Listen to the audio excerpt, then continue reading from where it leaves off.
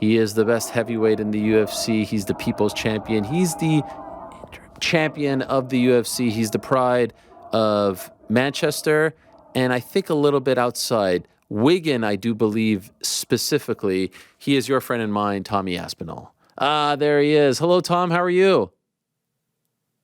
How am I? Yes. Let me tell you how I'm doing. Oh, okay. I am doing absolutely fantastic. Never better. Thank you for asking. How are you doing? Wow. Thanks for that, Tom. Why fantastic? I'm doing great, but I'm more interested in you. Why fantastic? I don't know. Everything's blessed, man. Everything's good. I just finished a good session. Feeling pretty pumped. I've just done a bit of S&C training. I'm feeling all good. 2 good sessions in the bank. Healthy. Everything's good, man. Can't complain. The endorphins are running wild, right? Your brain is you're like floating right now. You're in good spirits. I'm in very good spirits, yes. Thank you. By the way, is it in fact Wigan that you're joining us from? Did I get that right? Actually, I'm in Wigan right now. I'm actually in Wigan right now. Lovely. But I'm from a place called Atherton, which is slightly outside. Okay, fair. I always try to get it specific. So we haven't talked since November, since right after you were here in New York and won the title. Can you tell us how the last few months have been like in your life? Do you feel like there's a noticeable difference now that you're a champion? Yeah, I think so, maybe a little bit. But, to be honest, Ariel, is my secret to success is I just live a pretty mundane, boring lifestyle. Like, I do the same things every day. I'm in the gym twice a day. I'm taking the kids to school. I'm spending time alone. I don't do much, mate, to be honest. I'm focused on the goal. And the goal for me is to be the best heavyweight that has ever walked the face of the earth. And that's what I'm working on. That's what I've been working on since I was 7 years old, since me and my dad decided this thing. And I'm still working on it now, nearly 31 years old. And I'll still be working on it for the next however many years I'm involved in this sport. No escape, no hobbies, no nothing that, you come home, you put your feet up, nothing like that? No, this is it, mate. I'm all in. I'm absolutely all in. Like, since the knee injury, especially since I had a year off, I decided on I'm either going to be all in or all out. And since I came back from that, you can see from my performances, mate, I'm just all in. I'm obsessed with this sport, and I love it, man. I absolutely love it. Getting the taste of the belt feels like it maybe only energized you more, right? Now you got that. Now you want to see how far you can go, right? It's no longer about the chase to gold, so to speak. It's about planting your flag as the greatest of all time. Exactly. I am pretty energized right now. I'm feeling amazing. And yeah, the goal for me has always just been to, get the belt. Now I've got the belt, and the next goal is best heavyweight ever. And I honestly, like, hand on heart, seriously, truly feel like I'm going to do that. So this is all music to my ears, Tom, because, a few weeks ago on Twitter, it seemed like you were kind of feeling sorry for yourself. You were trying to get this fight with Jon Jones. And you're like, yeah. And what I just said before you came on was, you're the best heavyweight in the world. You have 7 wins in the heavyweight division. He has 1. Beating Sergey Pavlovich is the same as Cyril Gane. You're the man. That belt is as real as his belt. Stop chasing him. He should be chasing you, for goodness sakes. And I feel like, I don't know if you were, this feels like this is the mindset. Am I right about this?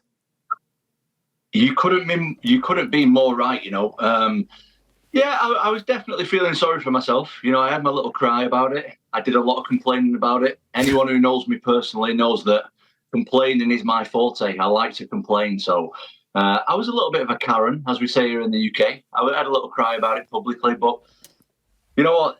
As I've just said to you, when I first started this sport, me and my dad, we had this dream that I'm going to be the heavyweight champion, that I'm going to go down as the best heavyweight in history. And to be honest with you, I ain't going to let nothing or nobody hold me back. No Jon Jones, no Stipe Miocic, no Dana White, no UFC politics. Like, if they don't want to be involved with it, I respect their decision. I respect the move that they're making. I respect Jon Jones and everything that he's done. I respect the UFC's decision.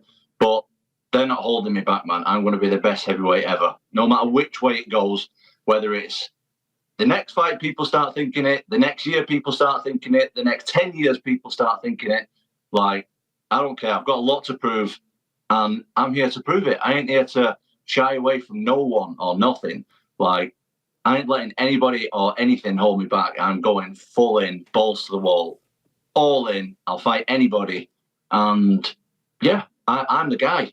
I freaking love this. When did you come to this conclusion? When did you have this epiphany, this change of attitude? Well, I did a little bit of online crying, and a lot of people were on my side, of course. I've openly said, obviously, I don't think the thing that's going on with Jon Jones is right. I don't think that the UFC's decision is right, but that's just my opinion, man. That's my opinion. I stated my opinion. I respect their opinion. I respect their decision. I respect everything that Jon Jones and the UFC has done and are doing. And a lot of people told me online, hey, Tom, you need to stop crying. And I thought, you know what? I fucking need to stop crying about it. They're right.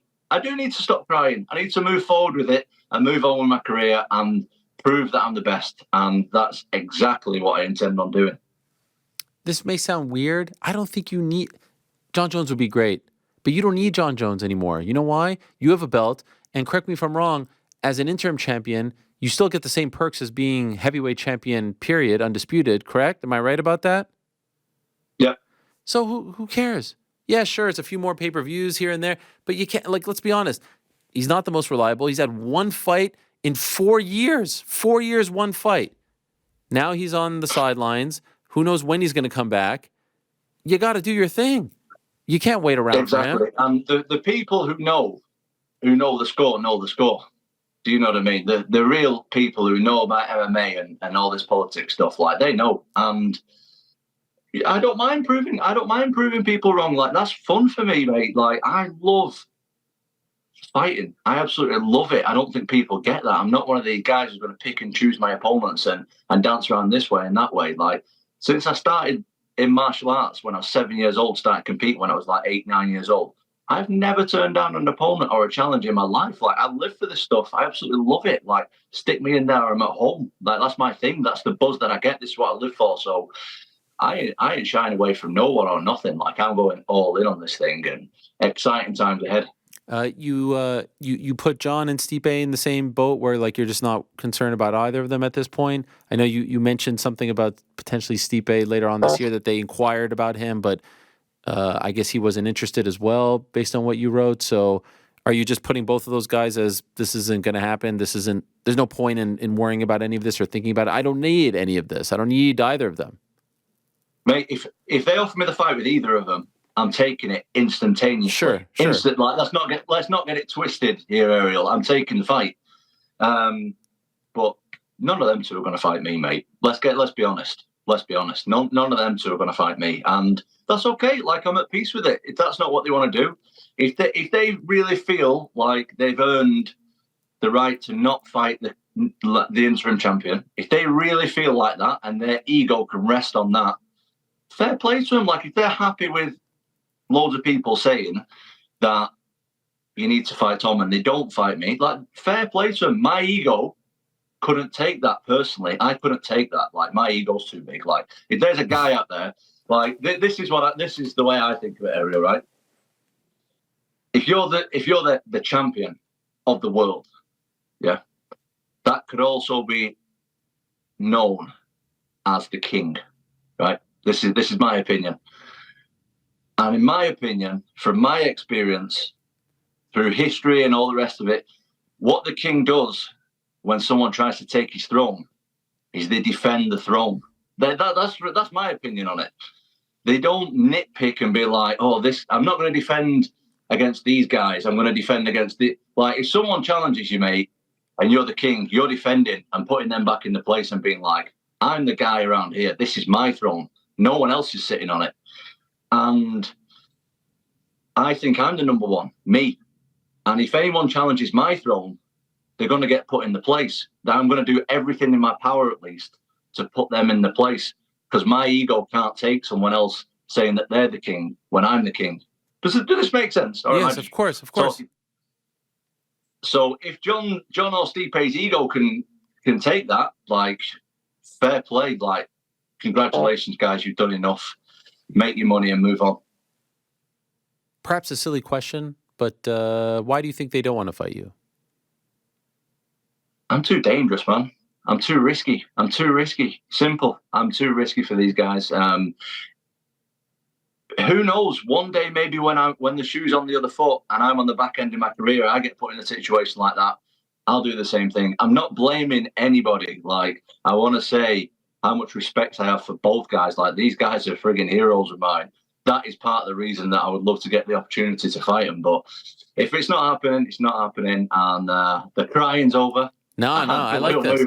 I like this. I like this attitude. Now, I feel like as one of the rising stars and faces of the UFC now, certainly gaining a ton of popularity, and over in England and the UK, you're getting a ton of love. I thought you would have been a shoo-in for 300. Was there any serious talk of showcasing you on that card? So I told the UFC that if they want me to be ready, I'm going to be ready for the card. They offered me Stipe. I was like, of course. And like 1 hour later, they came back and was like, nope, Stipe just wants to fight Jones. Then there was talks about Alex Pereira moving up to heavyweight.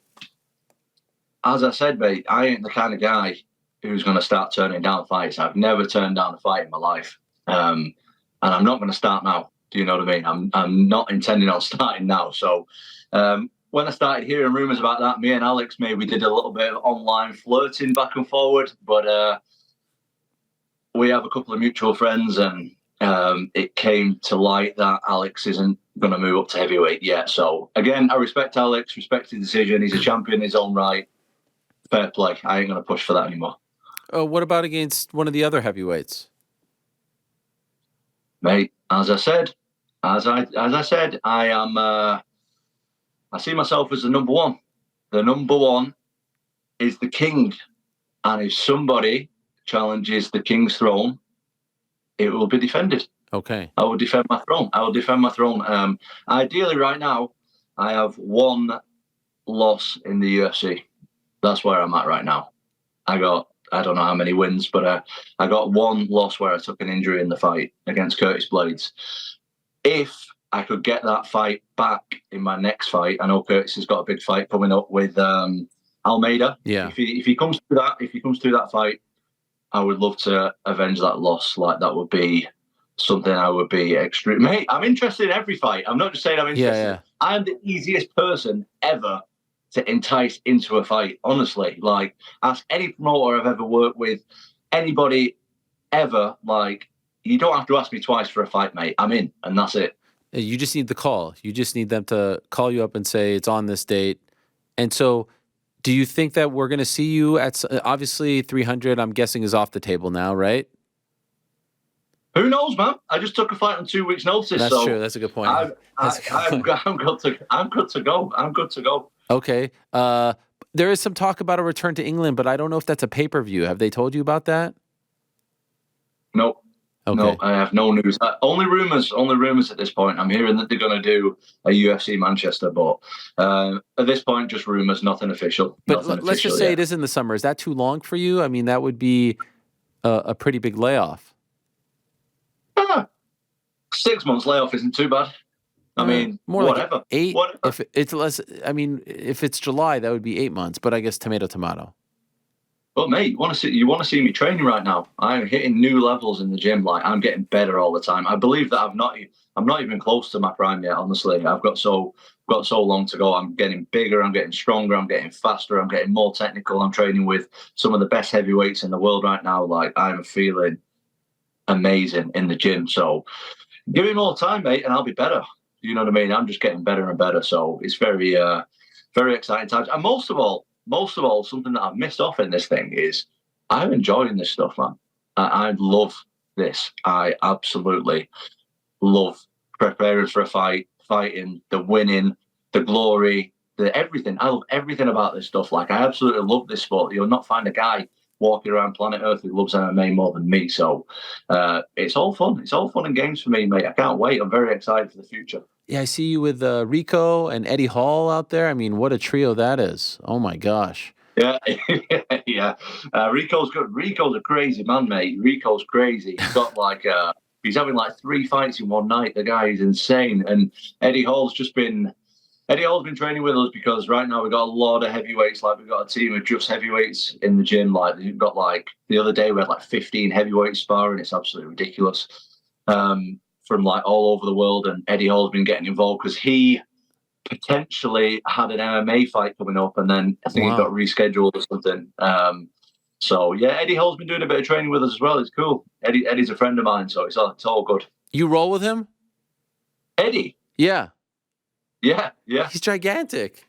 His arms he's a big man. He's like I don't know about in pounds, but he's like 170 kilos. So he's a big boy. I think it's way more than 300 pounds. It must be like 350-ish, something like that. Every time I try to Google something, 374. He's a big boy. Holy he's a big boy. Smokes! 374. Yeah. I saw you doing the bench press with the 130s there. Yeah, well, Eddie set me up on that, to be honest. Look at you. Eddie set me up. So Eddie,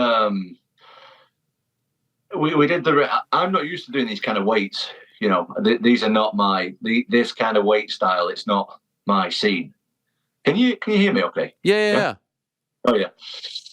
So we were doing like 6 reps. How heavy you can go for 6 reps. So I did my 6, and then Eddie's like, "Oh, you could have made that a lot easier, mate." I was like, "What? Why didn't you tell me? Why didn't you tell me that you could have made it easier?" Like, I didn't even know the proper technique. So it was impressive. I've seen a lot of comments.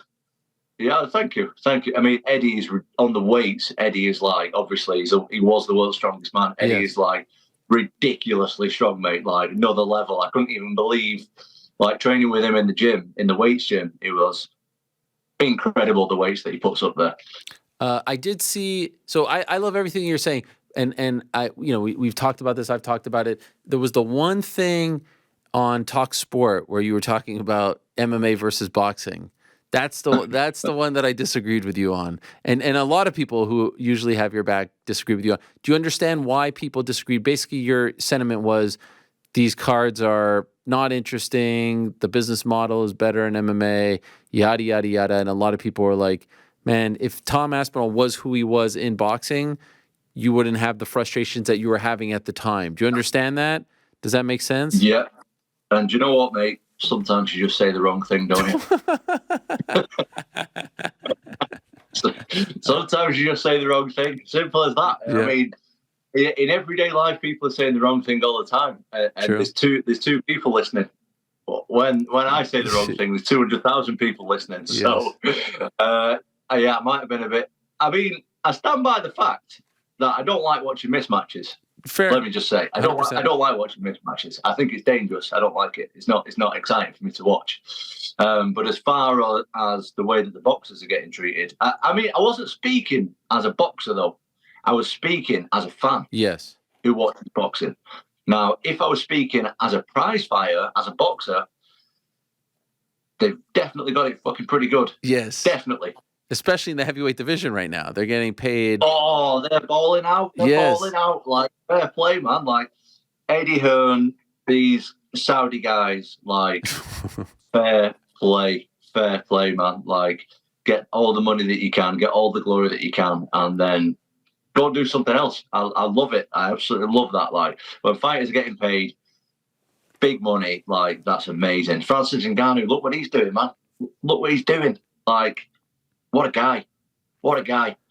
Is there any part of you when you see those paydays and you're like, man, because you were going down the boxing path for a minute, say like, I wish I stuck with this? No, I trust the path that I'm on. And even though it might have been a bit rocky now, it might be a bit, things aren't going in a straight line, things, going all over the place.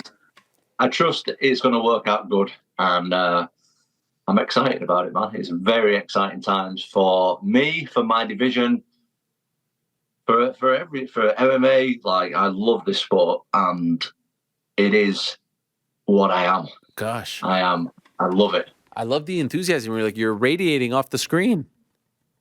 The smile, good. The energy. I'm feeling great, man. Like, everything's really, really good. Why'd you post that picture of the flights to Las Vegas for 300? What was that all about? You got everyone crazy. A bit of online flirting. That's all. Bit of on, but I think I might actually go and watch. To be fair, if I'm not fighting on there, I'm going to go and watch. But yeah, I thought Alex would be interested. But you know what?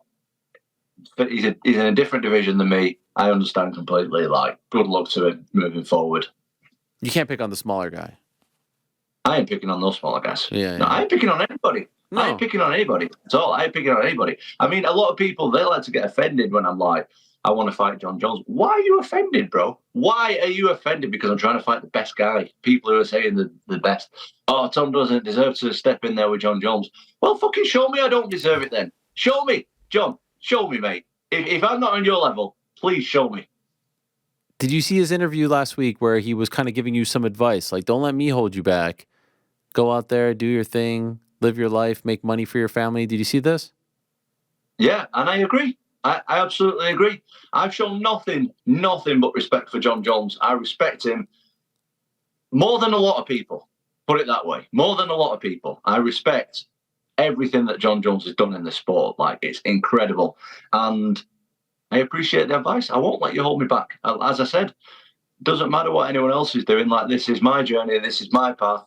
There's ups and downs to it. This is heavyweight MMA. Anything can happen anytime. You know, I could get knocked out in my next 10 fights. Who knows? This is why the sport's so fun. This is amazing. Like, let's do it. Let's have fun for everybody. All the fans, all the fighters involved, everybody. Like, what a sport. What a time to be involved with it. I'm so lucky and blessed to be involved with it. Like, this is good stuff. And what I said before you came on was taking a page out of Conor and Izzy, two of the biggest stars in UFC history. When they won the interim belt, they were just like, nah, this is the real one. I'm the man. And, you know, anyone who wants to say otherwise, you can F off. I feel like you have just as much of a case as they did because of the fact that you have 7 wins in the UFC's heavyweight division, and he has 1.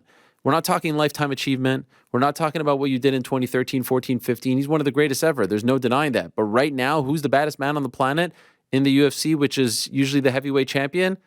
That's you. I don't care. Like, how Pavlovich Gane is the same win.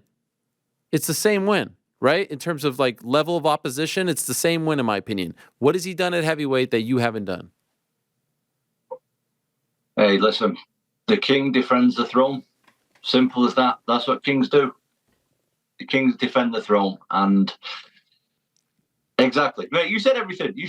I ain't saying nothing. Can I be your mouthpiece, Tom? Can I be your like pro wrestling manager? I'm here with my guy, the #1 heavyweight in the world, Tommy Aspinall. And if anyone says otherwise, you can shove it, Daddy-O. Something like that. I just did that on the spot, so I wasn't really ready 100%. It weren't bad. It weren't bad, mate. Yeah, I liked it. By the way, AJ or Francis? Oh, do you know what? If you would have asked me that question like 2 years ago, I would have been like, what a shit question. Like, that is the worst question anyone's ever asked me. That is a pointless question.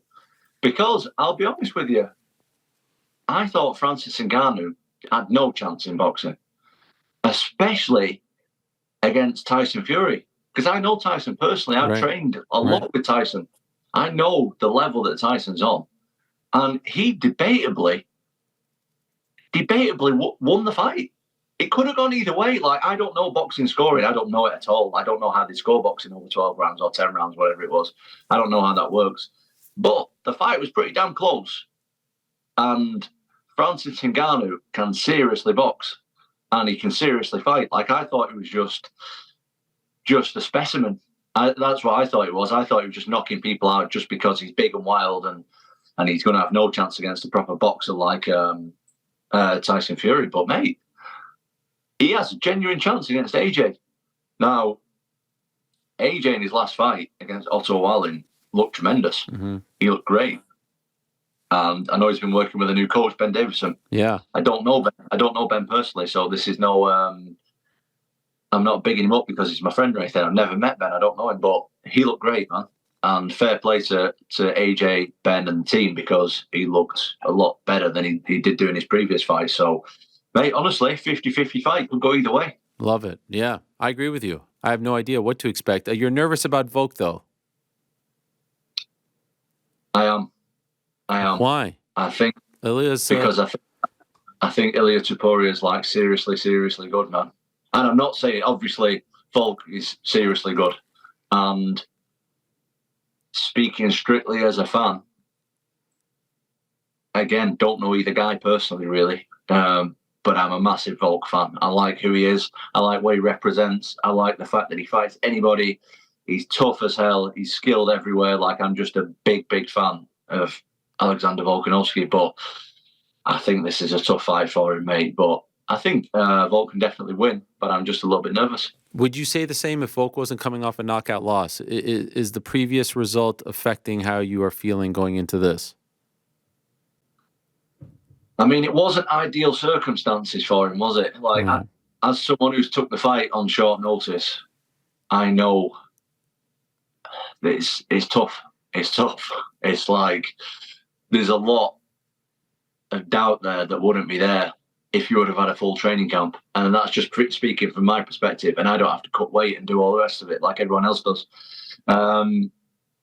But to answer your question, it was a pretty brutal knockout, and we're now standing like, 3 months later or something like that? Like, surely that's got to play on your mind, and not just play on your mind, on your mental aspect. Surely that's got to affect your brain a little bit. I don't know, but I'm just a little bit nervous, man. That's all. I wish Volk all the best. If it was up to you, Tom, what month do you return? Next week. I'd return. Wow. You're that ready to go. The back's okay? Everything's all right? Yeah, everything's good, man. Everything's good. Everything's healthy. We're all good. Whenever. Like, summer's fine. 300's fine. Whatever, man. Whatever. Look at this. You're so laissez-faire. You're like, que sera, sera. You know that term? Yeah, of course I do. But, I noticed that, especially moving in the upper circles, so to speak, in terms of fighters. These guys don't like fighting that much, a lot of these guys. They're trying to fight like once a year. Like, right. I love this shit. I love it. I live for this. And yeah, I'll fight whenever, mate. I don't need to be convinced into having a fight with somebody. No way. You think there's a lot of people squatting on their spot? They get to the top? No, I'm not saying that. I'm not saying that. I know things move a lot slower when you're a champion. You got to take the business side into it. I know that I've got a lot of kind of engagements going on outside of the gym now that I didn't really have as much before. Sponsor meetings, interviews, all this shit that comes with being a top level athlete. And I know that it's not just as easy as you're just ready all year round. But I stay dedicated to my craft. I stay dedicated to getting better. And as I keep saying, it might sound a little weird, but I feel like I'm the king, and I got to be ready to defend my throne at any time. And by the way, can I just say before I let you go, the social media is on point. Who's doing your social media? The videos, the music? Me! That's me! all. Yeah, I'm doing it. You're editing the stuff? I hope not. No. Sorry. Oh, you're talking about the YouTube channel? The YouTube, the Instagram, everything is really nice. You're putting together. Oh, thank you, man. Yeah. Thank you. So I've got I've got a couple of guys on it, yeah, but it's going well. We're like keep a close circle of guys, and yeah, keeping the circle tight, and everyone in there's great, man. Everything in the gym, outside the gym, is just going so good, man. I'm so happy with everything. And because of the success that you and your dad had, do you feel like there or have had and are having, are a lot of people reaching out to you to come and want to train with you now? New people popping up, and is that a difficult thing to navigate because you don't want too many people, right, at the gym? Yeah, well, that's my dad's job. My dad does all that kind of stuff. That's nothing to do with me. I just show up for training. Yeah, we've got some great guys coming through. We've got so many. Like, I think our team's really rare. Is like we only have heavyweights, really heavies, and a couple of light heavies. And the guys are like really high level too. We're not talking about like your local doorman or whatever, your local bouncer and local tough guy. Like, these are really skilled guys. We've got a couple of PFL guys in there, a couple of Brave guys, KSW guys, Bellator guys, UFC guys. Like, these are guys at the top level. So it's just amazing. But as far as that kind of stuff, like, that's not really. I just focus on my own training. Sure. That's my dad's job. Yes, and next week, I do believe your boy Phil DeFries in a grappling match with Josh Barnett, yes, for KSW. Correct. So that's very exciting stuff. Mick Parkin in the UFC as well. All's good over at Team Aspinall. Love to hear it, Tom. Great spirits that you're in. It's great to see. And it's nice to see you puff your chest out and say, yeah, I'm the man. You come to me. You need to defend your title against Jon Jones. He should be asking to fight you, not vice versa. You understand me? That's the way this should go. You're the money fight, Tom. That's what you need to believe and say and put out there. I don't know if I'm the money fight, No, but I'm a fucking tough. I'll tell you something, and these guys know it. I'm a tough fight for anybody. Tough fight? I'm dangerous. You're a nightmare. I'm a dangerous fight for anybody. You're a nightmare. Not a tough fight. Absolute nightmare. I'm an absolute nightmare. So money, hype, all that other shit aside, like, I'm the guy.